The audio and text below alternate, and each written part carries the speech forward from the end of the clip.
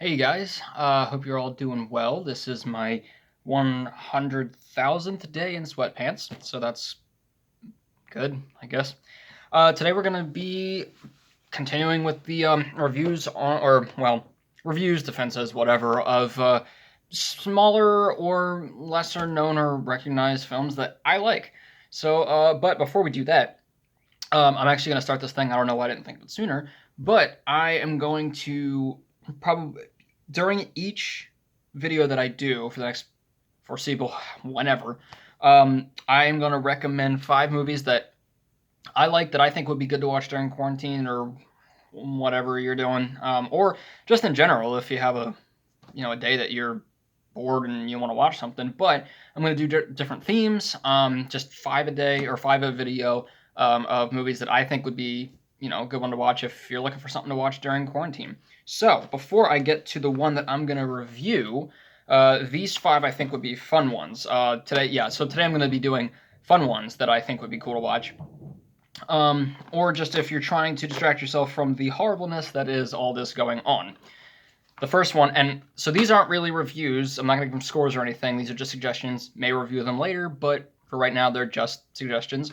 But I'm pretty sure these are ones I don't even need to review because I think everybody knows how good they are. Because we're going to start with The Princess Bride. Do I need to say why? It's just such a classic. It's just so fun, and you don't really have to think. You just watch. It's a fairy tale basically, and it's got super iconic moments. And if you haven't seen it by now, I mean, you need to. Boo. But you need to watch this, whether or not it's quarantine or not. So may as well just watch it right now. Right now. Well, after this video, but then right then, watch The Princess Bride. The next one, sort of in the same realm of comedy, fun. You don't really have to think. You might have to think a little bit more with this one, but Monty Python and the Holy Grail, another cult classic. Cult classic? Classic. I don't know. If you haven't seen it, you need to watch it. Super funny. Super short, too. I mean, it's just a bunch of bits put together. If you don't know, I mean, Monty Python does a lot of different movies. I've really actually only seen this. I need to see Life of Brian and the other ones that they have, but this one's definitely a really good one. Just stupidly funny about medieval stuff. It's got really funny gags and everything. Very cheesy, but that's why it's so good. You need to watch this one, Monty Python and the Holy Grail. It gets the end gets me every time. Super funny. You don't see it coming. For my superhero nerds out there, Spider-Man 2. You need to watch this if you haven't seen it. I'm saying about all these, but it's true. But if you are a superhero nerd, you've definitely seen this. This is like the best superhero movie ever made. Or at least one of them, in your, whoever opinion. But it's definitely up there, generally, as one of the best superhero movies ever made, if not the best. Up there with, like, The Dark Knight. Obviously, they have very different tones, but this is the formula of this one seems to be what gets everybody, is that it has the perfect mix between somebody who is trying to be a superhero but is also struggling, and it's really good conflict, and you really root for them. There is no cringy dance scene in this one, so that's a plus, right? Watch Spider-Man 2. It's fun. Again, another one you don't really have to think about. It's just fun to put on with some friends or family or partner, whoever. It's just a really fun one, and you get to see Spider-Man swing a lot, which if you're a Spider-Man person, is cool. If you're looking for like a straight comedy, because Monty Python's a comedy, but The Hangover. I'm not a huge comedy person unless it's like actually sort of funny. Like there are some Princess Bride and Monty Python which are good, but you wouldn't really label them as like your typical Hollywood comedy, right? There are other things involved in them too. This is a Hollywood comedy, but it's actually funny. There are actually good moments in this movie. I rarely watch comedies because a lot of them are extremely stupid. But this one's actually funny. And it's got a good storyline, and it actually got some heart to it. There are really iconic moments that my dad watches over and over and over. I mean over. And over. And over. And that's how good this movie is. Check it out. Oh, if you don't know what it's about a hangover. And last but not least, this one actually I don't think a lot of people have seen or maybe even knew had come out. But if you like Charlie Brown, like all the specials, I might do a video on just those at one point, just because they are some of my favorites to watch during holidays. But the Peanuts movie, it was super fun. Like, it had some really good ideas. It was super close to the characters and very, it was accurate and consistent with everything. They didn't do anything too crazy, and it was just fun. It had some really funny moments. I'm particularly one with Snoopy, flying like the Red Baron. And I mean, if you don't like the Peanuts, I mean that's one thing. But if you do like the Peanuts, or you're like okay with them and you kind of watch the specials, check this one out. It's good. It's not an animated. It's not one of those animated movies like for kids that you're just like, oh, okay, this is dumb. This is the Emoji Movie where it was just, advertising and for kids whatever. No, this was actually really good. It was fun. Adults could enjoy it, especially because a lot of you were probably around when the Charlie Brown movies were actually premiered for the first time. Or I mean, the specials premiered for the first time. So check this one out if you haven't seen it. Really fun. So now we are on to the review part. Now I remember, so I realized that last time when I did the review of The Mummy, I didn't give it a score. Now that was for three reasons. One, I forgot. Two, my battery died before I could forget. And three, I'm in the process of coming up with a different way of scoring. I want to do kind of a more original one, but it's a little bit, it's tough. I'm trying to think because I want to give myself enough leeway to have, like in-betweens and stuff. But, so I'm thinking I'm trying to get it based off of the middle thing, like middle and top and bottom, something like that. If you have any ideas, put them in the comments below. Let me know if you have any ideas for that. That'd be pretty cool. But I think because I didn't do it, I'll just score it right now. For The Mummy, I would give it a 3 out of 4. But for today, we're going to talk about a movie that, again, I don't think gets a whole lot of credit. I think it's because people see this director as past his time, that he's just making, oh, it's another good movie, it's not the masterpiece, we have other people to look for now.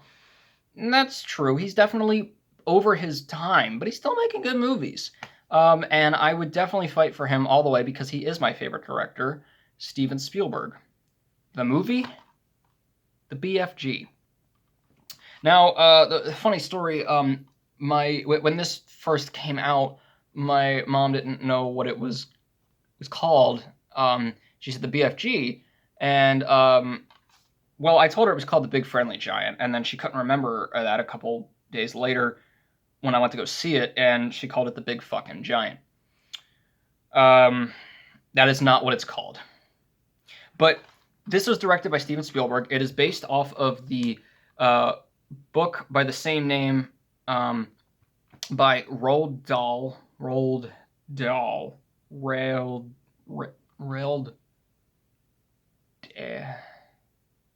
Roald Dahl. Same guy who did James and the Giant Peach and Willy Wonka. I realized that I half of my charm in these videos, no, I'm sorry, 100% of my charm in these videos is through the editing, so I'm very sorry. But the BFG is based off that book about a girl who gets kidnapped by a giant, and kind of is just with him for the next few days while he sort of fights off these bigger giants. I mean, like, if this is her, this is him, and the big giants are like up here. They're very, very scary. I mean, for a kid's movie. But, yeah, and that's basically the plot of it. And she kind of sees his daily routine in this fantasy land. It's just called Giant Country. And, yeah, that's really what the movie is. It's not really that long. They even get the queen in, because, it's like a British thing. She's an orphan in Britain. London, I think, and they get the queen in to try to take out these giants. It's cool. So if you like Willy Wonka, these are stories that they aren't necessarily like something that could actually happen. They're a little off, but they're charming and fun to watch, and they definitely have a lot of magic to them, which is why Steven Spielberg probably took it up, because he's very into directing things that have a lot of magic and wonder, like E.T. Or Jurassic Park. And the cool thing about this is that it's the first time that Disney partnered up with Steven Spielberg. Now, a lot of people say that Steven Spielberg is past his time. This is true, but he's still putting out good stuff. Don't discount his stuff. Just because you're like, oh, it's another good one, doesn't mean that you can't watch it. You know, I mean, in fact, that should mean that you should watch it. But this has, I saw a review of Hugo by Chris Stuckman, and he said that Steven Spielberg makes really good kid movies, but Martin Scorsese makes kid movies that are still very well shot and made for adults as well. I personally don't think that this couldn't be for adults. It's shot very well and is very interesting. Yeah, it's not, maybe it's not as layered. I will give it that. It's not layered or anything, but it's based off a book. There's not much he could do about that. But it's still a really fun movie. Very, very beautiful. One of my personal all-time favorite shots is in this movie. Actually, a lot of them. But specifically, there's a moment where the giant basically takes her to what he calls the dream tree to go dream catching. Now, I'm a very imaginative person. And I love putting imagination ideas together. That was so cool, of just like catching dreams, and they're standing in front of this tree, and it's just lit up with all these little, I mean, it just looks like fairies and whimsical and everything, and it's got all these lights, and different dreams mean different lights. And then he goes and catches them, and he will go into the city, I guess, and basically just give kids dreams, give people dreams. And it's a really cool scene. It's very whimsical. It's something that like you could even put on if you're trying to go to sleep. It's just so relaxing and cool and takes you to this other world. You know, and again, very well shot, and it's just a fun kind of kids story. That's not like, oh, that's a kids movie. It's endearing, you know? And it just makes me feel very like I'm in a fantasy world, which is where I'm pretty much most comfortable and most excited simultaneously, as in a fantasy world in a movie. And yeah, I mean, basically that's what the movie is. But she just calls him the BFG the entire time, and one of the most endearing things about him is that he can't speak right. I mean, he can, but he calls things differently. Like, I'm trying to think of one right off the top of my head. I'll probably put a lot of them in the comments because they're really funny, but this gives you an incentive to go watch it, to hear a lot of these, because he takes words and kind of twists them around, and it's really funny to hear. But yeah, and the actress as well is really, really good. I don't know how old she was when she was in this, but probably around, I don't know, 12, 13, if I had to guess.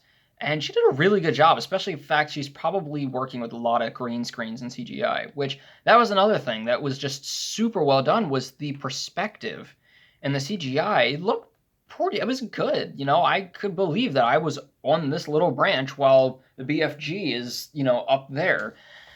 Yeah, I'm trying to think of one of the it's been a while since I've seen it. This like The Giver and The Revenant are one of those movies that I only watch it every so often, so it doesn't lose that luster that I got the first time. Let me think. Well, okay, so he doesn't say this, but one of the other giants calls vegetables vegetaribles, which I thought was pretty. I don't know. It was cute. When he's not cute, but it was. I don't. Anyway, watch the BFG. It's very cool. Like I said, you won't get the experience just from me talking about it. You have to watch it. It's got all these really cool images and these lights, and I don't know. It's very whimsical and fun.